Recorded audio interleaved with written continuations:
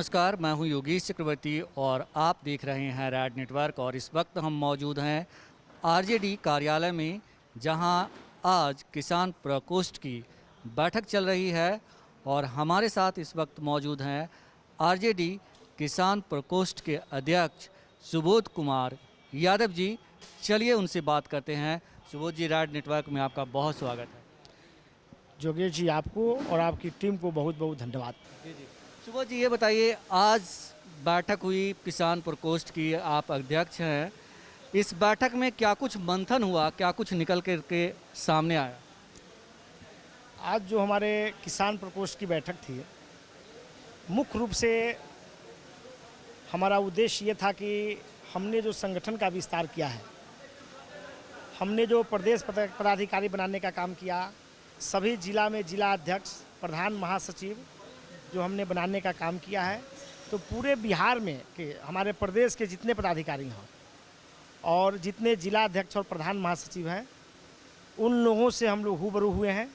एक दूसरे को हम लोग पहले जानने का हम लोग को मौका मिला और सभी लोगों को जो है, चूँकि सभी मैक्सिमम लोग नवनिर्वाचित हुए हैं, तो उनको हम लोगों ने आज जो है कि मनोनयन पत्र देने का काम किया है।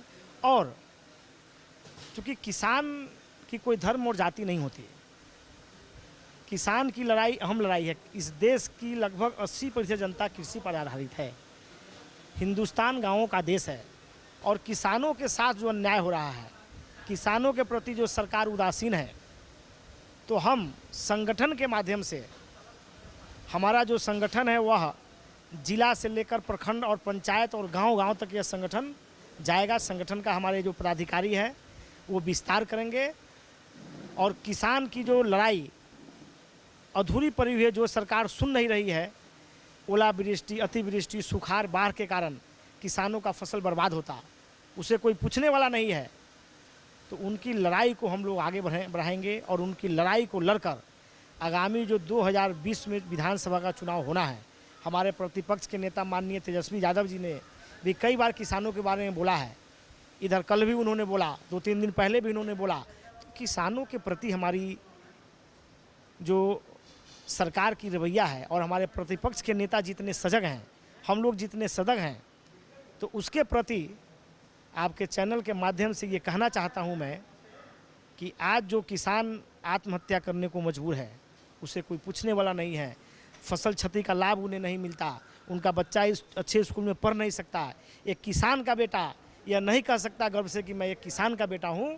तो इस संगठन के माध्यम से आज जो हम लोग का कार्यक्रम हुआ है, मुख्य रूप से है कि गांव-गांव तक हम लोग का संगठन जाए और गांव-गांव तक किसानों की आवाज़ को हम लोग बुलंद करें। और 2020 के चुनाव में किसान ही नीतीश और एनडीए सरकार को पद से हटाने का काम करेगी और नया नेतृत्व, नया बिहार हमारे प्रतिपक्ष के नेता तेजस्वी जी के नेतृत्व में, लालू जी के आशीर्वाद से बिहार में राष्ट्रीय जनता दल की सरकार बनेगी। इसी के लिए आज हम लोग संगठन के सभी पदाधिकारियों को बुलाए थे और उस पर हम लोगों ने चिंतन करने का काम किया है। ये बताइए कि अब जो आपने चुनाव की बात की, चुनाव चंद महीने बाकी रह गए हैं, 3 से 4 महीने के बाद विधानसभा के चुनाव होंगे। आपका जो प्रकोष्ठ है, किसान प्रकोष्ठ, चुनाव के दौरान इसकी भूमिका कितनी अहम होगी? किसान प्रकोष्ठ की भूमिका सबसे अहम होगी, क्योंकि बिहार राज्य में अधिकतर लोग किसान से जुड़े, खेती से जुड़े हुए हैं। हमारे प्रदेश अध्यक्ष जगदानंद बाबू अभी बोल रहे थे, अभी का जो कार्यक्रम हुआ उसमें, कि जो केवल खेती करता है, जो जिसके पास खेत है, केवल वही किसान नहीं है। जो मजदूर खेत में काम करता है, जिसको खेत नहीं है, वो भी बटाईदारी लेकर किसी से जरपेश की ज़मीन लेते हैं देहात में लोग, किसी तरह ढंग से, माने जो मजदूर अभी बाहर से पलायन करके आए हैं, वो भी किसानी काम से जुड़े हुए हैं। वो भी कहीं ना कहीं किसान के बेटा है, खेती से उनका जुड़ाव कहीं ना कहीं रहा है। तो हम लोगों की जो सोच है कि किसानों की जितनी बड़ी आबादी इस प्रदेश में है और किसानों की लड़ाई को लड़ने का जो हम लोगों ने बीड़ा उठाया है, मुझे पूर्ण विश्वास है कि किसानों के प्रति जो इस सरकार ने अन्याय किया है, आज सभी किसान को हम लोग एकजुट करेंगे। और यदि 2020 में हम लोग को मौका मिला, तो निश्चित रूप से मौका मिलेगा भी, किसान खुशहाल होंगे।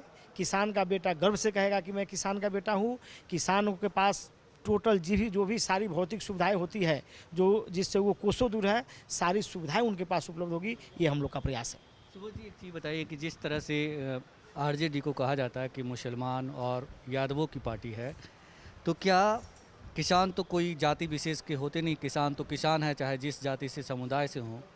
तो यहाँ पे ये चीज़ टूटेगा और आप सभी समुदाय के लोगों को जोड़ोगे। मैं सबसे पहले आपको बता दूं कि किसानों की कोई धर्म और जाति नहीं होती, बिल्कुल सही, मैं ये बात बार बार बोलता हुई हूँ।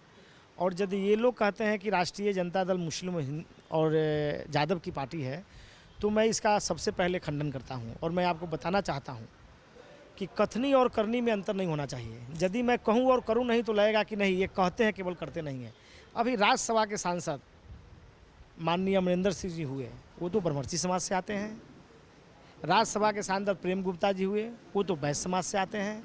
2 साल पहले राज्यसभा के सदस्य बनाए गए मनोज झा जी, वो ब्राह्मण परिवार से आते हैं। तो जो लोग बोलते हैं वो केवल राष्ट्रीय जनता दल को बदनाम करने का काम कर रहे हैं। प्रतिपक्ष के नेता माननीय तेजस्वी जी ने मंच से भी कहा है कि राष्ट्रीय जनता दल किसी जाति विशेष की पार्टी नहीं है, यह A to Z की पार्टी है, और उन्होंने वैसा करके दिखाने का भी काम किया है। तो कहा गया है, एक कहावत है बड़ा अच्छा, कि जो हम प्रमाण कर रहे हैं, जो हम कह रहे हैं, यदि नहीं करते तो उसमें अंतर आता। क्योंकि जब हम कर रहे हैं तो उसमें ऐसा नहीं है कि जो हम कर रहे हैं वो दिख नहीं रहा है, जो हम कह रहे हैं वो दिख रहा है। इसलिए यह मिथ्या कि राष्ट्रीय जनता दल मुस्लिम और यादव की पार्टी है, बिल्कुल ही गलत है। सुबोध जी, एक बड़ा सवाल ये होता है कि जिस तरह से आप किसान प्रकोष्ठ के अध्यक्ष हैं और आपको ये बात जाननी चाहिए, आप जानते भी होंगे कि जो लोग खेती करते हैं उनमें एक बड़ा वर्ग वैसे लोगों का है जिनके पास अपनी ज़मीन नहीं होती है, दूसरे की ज़मीन बटाई लेकर के खेती करते हैं। तो उन लोग के लिए क्या कुछ एजेंडा है आपके पास? बिल्कुल बिल्कुल एजेंडा मेरे पास है। हमारे मजदूर जो कामगार भाई हैं, जो आज पलायन करने को मजबूर हैं, मेरा मानना है, यह मेरी अपनी सोच है कि UPA 1 की जब सरकार थी केंद्र में, तो हम लोगों के नेता रघुवंश बाबू ग्रामीण विकास मंत्री थे और उन्होंने मनरेगा को लाने का काम किया था। मनरेगा के माध्यम से आज मजदूरों को काम नहीं मिल रहा है और किसानों की जो स्थिति है, चूँकि मजदूरों का पलायन हो जाता तो मजदूर खेत में काम करने के लिए नहीं मिलता है। तो मेरी सोच है, यदि मनरेगा के तहत सरकार यह सुनिश्चित करे कि मजदूरों को काम मिले, तो मनरेगा के तहत यदि किसानों को मजदूर मुहैया कराया जाए, मजदूर की सुविधा दी जाए, तो जो मजदूर हमारे पलायन कर रहे हैं तो उन्हें खेत में काम करने का मौका मिलेगा। और सरकार को यह करना चाहिए कि जो हमारे मजदूर हैं, हर गांव, कोई ऐसा गांव नहीं है जहां मजदूर नहीं है और कोई ऐसा गांव नहीं है जहां किसान नहीं है। तो आज जो न्यूनतम मजदूरी सरकार ने तय किया है 200 कुछ रुपया, हम सरकार से मांग करते हैं कि उसका आधा जो पैसा है वह सरकार तय दे और आधा पैसा किसान दे, और यह तय करे कि जो भी खेतिहर लोग हैं, हर आदमी, हर किसान के खेत में जो वह मजदूर जाके काम करेगा, जिसका जो है कि हाजिरी, उसका एक कार्ड बने और वो किसान उसको उस कार्ड के माध्यम से बताएंगे कि इसने मेरे खेत में काम किया है इतना दिनों तक, जिसमें सब्सिडी सरकार को देना चाहिए। इससे क्या होगा, हमारे मजदूरों का पलायन नहीं होगा, उनको अच्छी खासी रकम भी मिल जाएगी और वो बाहर जाने से भी वंचित हो जाएंगे। खेती के हमारे जो कृषक है उनको भी मजदूर मिल जाएगा। तो ये एक बहुत अच्छा हमको लगता है कि यदि इसको लागू किया जाए तो मजदूरों का पलायन रुकेगा, किसानों की स्थिति भी सुदृढ़ होगी इससे जो है। सुबोध जी, चुनाव चंद महीने बाद हैं और आरजेडी अभी से नारा लगा रही है कि बिहार का अगला मुख्यमंत्री तेजस्वी यादव। तो तेजस्वी यादव को मुख्यमंत्री बनाने में आपकी और आपके प्रकोष्ठ की कितनी बड़ी भूमिका होगी? देखिए, किसान प्रकोष्ठ अहम प्रकोष्ठ है, इसकी बड़ी आबादी बिहार प्रदेश में है। हमारे जितने भी किसान प्रकोष्ठ के पदाधिकारी हैं, प्रदेश से लेकर जिला, प्रखंड और पंचायत तक, तो हम सभी लोगों ने यह तय किया है, कुछ हमारा अभी विस्तार हो रहा है, क्योंकि आज हम लोगों ने जिला कमेटी की बैठक की, प्रदेश कमेटी की बैठक की, तो 10 दिन के अंदर पंचायत स्तर तक का हमारा प्रकोष्ठ का गठन हो जाएगा। और हमारे जितने सब प्रकोष्ठ के जितने पदाधिकारी हैं, जितने राष्ट्रीय जनता दल के कार्यकर्ता हैं, जितने सिपाही हैं, हम लोग गांव-गांव जाएंगे, वार्ड स्तर पर जाएंगे, लोगों को समझाने का काम करेंगे, उनको राष्ट्रीय जनता दल की क्या सोच है, तेजस्वी यादव जी क्या चाहते हैं। क्योंकि तेजस्वी जी की सोच है कि बिहार का तकदीर और तस्वीर तभी बदल सकता है जब इस किसान का तकदीर और तस्वीर बदलेगा।